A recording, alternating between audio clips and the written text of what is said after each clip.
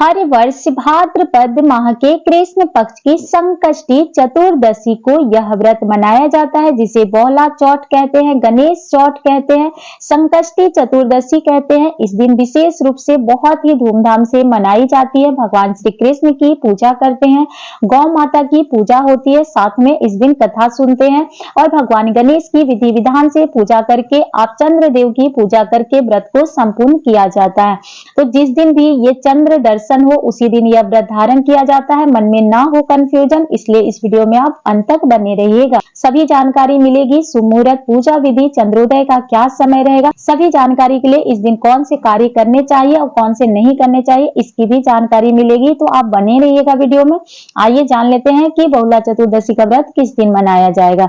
हिंदू धर्म के अनुसार चतुर्थी तिथि का व्रत भगवान गणेश को समर्पित होता है। मान्यता भी है कि भगवान गणेश जी की पूजा से घर में सुख समृद्धि आती है। हर वर्ष भाद्रपद माह के कृष्ण पक्ष की संकष्टी चतुर्दशी को संकष्टी चतुर्दशी मनाई जाती है। इसे बहुला चौथ भी कहते हैं। तो आइए जान लेते हैं कि साल 2025 में शुभ मुहूर्त क्या रहेगी, पूजा विधि क्या रहेगी और चंद्रोदय का क्या समय रहेगा। माना जाता है कि बहुला चौथ पे किए गए कार्य आपको कई गुना अधिक फल की प्राप्ति होती है, तो भूल के भी ये दो कार्य न करें इस दिन। भाद्रपद चतुर्थी शुभ मुहूर्त जो है 2025 की भाद्रपद संकष्टी बहुला चौथ जिसे कहते हैं, उसका व्रत 12 अगस्त को रखा जाएगा। चतुर्थी तिथि का प्रारंभ हो रहा है 12 अगस्त प्रातः काल 8:40 पर।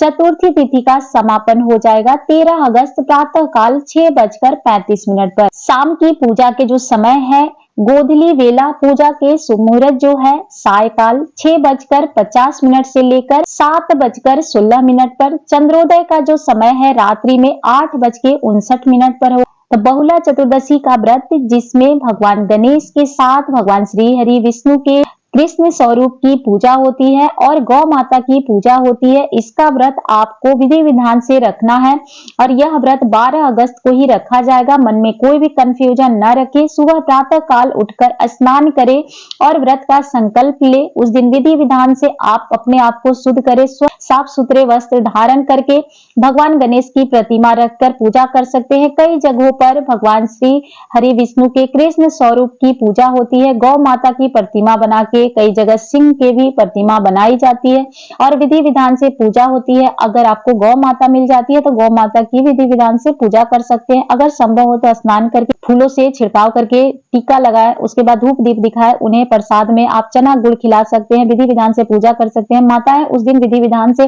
भगवान गणेश की पूजा करें और रात्रि में चंद्रमा को अर्घ देकर ही अपना व्रत को संपूर्ण करना चाहिए। सुबह में आप स्नान कर ले तो गणेश भगवान को विधि विधान से पूजा कर ले। कपूर, धूप, दीप, अक्षत, उनका प्रिय जो दुर्वा होता है उन्हें जरूर अर्पित करिएगा। लड्डू का भोग लगाना बेहद शुभ होता है, तो इस बात का ध्यान रखें कि गणेश भगवान का सर्वप्रथम जो प्रथम पूज्य देवता है उनकी पूजा आपको कर लेनी है। उसके बाद ही आपको सभी देवी देवता की पूजा करनी है। साथ में आपको कथा जरूर सुनिएगा, बहुला चौथ की कथा जरूर सुनिए। कथा सुन ले, आरती कर ले, सभी के साथ भोग वितरण कर सकते हैं आप। बहुला चौथ में मान्यता है कि भूल के भी उस दिन गेहूं का ग्रहण नहीं करना चाहिए। गेहूं से बने रोटी हो गई, आटा हो गई, जो भी पदार्थ हो उस दिन सेवन नहीं करनी चाहिए, इसका ध्यान रखिएगा। कई जगहों पर चावल भी नहीं खाई जाती है उस दिन।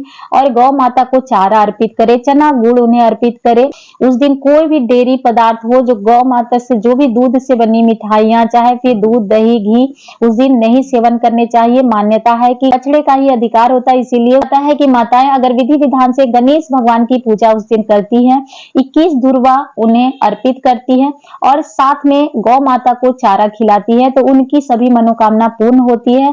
ये मान्यता है, ये शास्त्रों में भी कहा जाता है कि उस दिन किया गया उपाय कई गुना अधिक फल देता है। तो भूल के भी ऐसे कार्य न करे, किसी का अपमान न करे, गौ माता को परेशान न करे। उस दिन किसी साधु महात्मा हो, चाहे फिर कोई असहाय हो, किसी का भी अनादर न करे। पक्षी, जानवर, किसी का भी अनादर न करे। पूरे एक दिन की चारा आप गौ माता को अर्पित कर सकते हैं। तो इस माना जाता है कि गौशाला में आपको सुबह में गौ माता की पूजा करनी है और शाम में अगर हो सकता है तो गौ माता के गौशाला में जाकर आप एक घी का दीपक जरूर जलाइएगा। जानकारी थोड़ी सी भी पसंद आई हो तो लाइक जरूर करिएगा, सब्सक्राइब भी करिएगा। आप सभी के जीवन में भगवान गणेश की कृपा सदैव बनी रहे।